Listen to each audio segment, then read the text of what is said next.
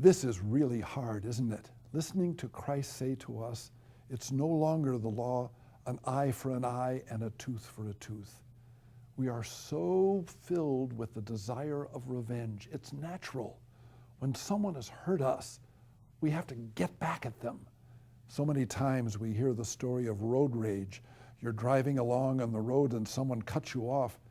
And it is, even if there's a gun in the car, someone's going to pull it out and shoot someone because they've done something in the wrong way to hurt us. And look what Christ says. It used to be the old law, an eye for an eye and a tooth for a tooth. But what I say to you is, if someone hits you on one cheek, turn and offer them the other. If someone says, give me your shirt, you give them your cloak as well.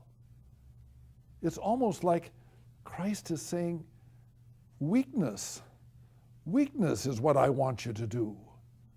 But oh, if we have the true insight of Christ, this willingness to turn the other cheek, this willingness to go the extra mile, this willingness to give not only our shirt but our cloak, is not a sign of weakness, but of true strength, because the strength is the power of God's love in our hearts is our stability. And I don't have to prove myself as being better and as being suffering injustice, but the love of God gives me strength, and that's allowing me to turn that other cheek. Now, let's make sure, and I think this is very important, that as we talk about the courage of turning the other cheek, we keep the balance with the word abuse. There's no place in Christianity for abuse.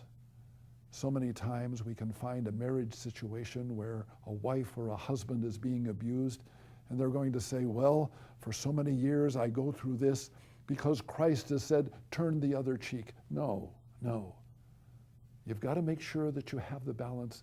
Christ is not wanting to allow abuse, but he's wanting to make sure that there's freedom and there's the foundation of the love of God for us that gives us strength to not be people of revenge and not be people that allow violence to go on and on and on.